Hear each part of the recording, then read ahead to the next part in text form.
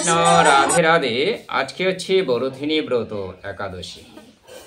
আজকে যেহেতু বরথিনী একাদশী ব্রত, তো সকলেরই কর্তব্য, আশা করি সবাই ব্রহ্ম মুহূর্তে ঘুমের থেকে উঠেছেন এবং ভগবানের জাগরণ দিয়ে মঙ্গল আরতিও সেরে নিয়েছেন।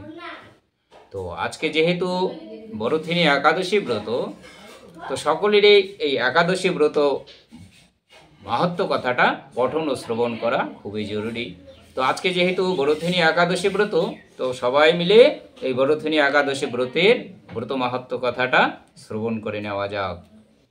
বরথিনী একাদশী। বরথিনী একাদশী। যুধিষ্ঠির বলিলেন, হে বাসুদেব, আপনাকে নমস্কার। বৈশাখ মাসে কৃষ্ণপক্ষে একাদশী কি নামে প্রসিদ্ধা এবং তাহার মহিমায় বা কি রূপ, তাহা কৃপাপূর্বক আমাকে বলুন। কৃষ্ণ বলিলেন, হে রাজন, ইহলোক ও পরলোকে বৈশাখী কৃষ্ণপক্ষে একাদশী বরথিনী নামে খ্যাত।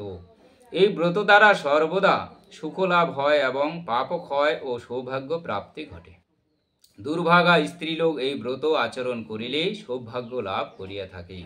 এই ব্রত জীবনকে ভক্তি ও মুক্তি প্রদান করে, সর্ব পাপ এবং গর্ভবাস যন্ত্রণা বিনাশ করে। এই ব্রত প্রভাবে মান্ধাতা, ধুমধুমার প্রভৃতি বহু নৃপতিগণ স্বর্গগতি লাভ করিয়াছিলেন। এমনকি শিব এই ব্রত প্রভাবে পাল হইতে নির্মুক্ত হইয়াছিলেন। 10 সহস্র বৎসর তপস্যার ফল এক বরথিনী ব্রতের অনুষ্ঠানে ঘটিয়া থাকে। যে শ্রদ্ধাবান ব্যক্তি এই ব্রত পালন করেন, তিনি ইহলোক ও পরলোকে সর্ব বাঞ্ছিত ফল লাভ করেন। হে নৃপশ্রেষ্ঠ, অর্শদান হইতে গজদান শ্রেষ্ঠ, গজদান হইতে ভূমিদান শ্রেষ্ঠ, তাহা হইতে তিলদান, তিলদান হইতে স্বর্ণদান এবং তাহা অপেক্ষা অন্নদান শ্রেষ্ঠ।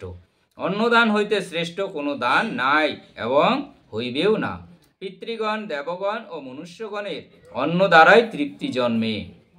পণ্ডিতগণ কন্যাদানকে অন্নদানের সমান বলিয়া থাকেন। স্বয়ং ভগবান ধেনুদানকে অন্নদান তুল্য বলিয়াছেন।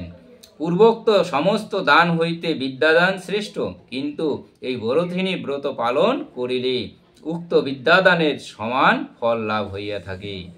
পাপমতি যে সকল মনুষ্য কন্যার উপার্জিত ধন দ্বারা জীবন ধারণ করে, তাহারা পুণ্যক্ষয়বশত যাতনাময় নরকে গমন করে।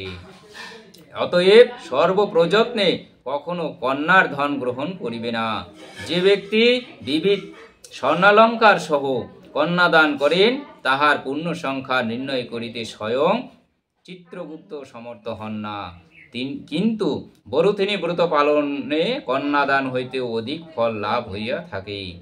ব্রতকারী ব্যক্তি দশমী দিনে কাংসপাত্র, মাংস, মসুর, চনক, কোদ্রব, শাক, মধু, পরান্ন, দ্বিভোজন ও মৈথুন এই 10টি পরিত্যাগ করিবে। দ্রুতক্রিয়া, তাম্বুল, নিদ্রা, দন্ত ধাবন, পরচর্চা, ফলতা, চৌর্য, হিংসা, মৈথুন, ক্রোধ ও মিথ্যাবাক্য একাদশী দিনে পরিত্যাজ্য। কাংসে মাংস, সুরা, মধু, তৈল, পতিত সম্ভাষণ, ব্যায়াম, পুণ্যভোজন, মৈথুন, প্রবাস ও মসুরান্ন এই কয়টি দ্বাদশী দিনে পরিত্যাগ করিবেন। হে রাজন, এই বিধি অনুসারে বরথিনী ব্রত পালন পূর্বক রাত্রিকালে মধুসূদনের পূজা ও জাগরণ করিলে মানবগণ পূর্ব পাপ হইতে মুক্ত হইয়া পরমাগতি লাভ করে। অতএব সর্বপ্রযত্নে সূর্য তনয় যমরাজের যাতনা হইতে পরিত্রাণের জন্য বরথিনী ব্রত পালন করা কর্তব্য। ভবিষ্যত্তর পুরাণে কথিত এই ব্রত কথা শ্রদ্ধা ভরে পাঠ বা শ্রবণ করিলেও সহস্র দানের ফল লাভ পূর্বক সমস্ত পাপ হইতে বিমুক্ত হইয়া বিষ্ণুলোকে গমন হইয়া থাকে। হরে কৃষ্ণ।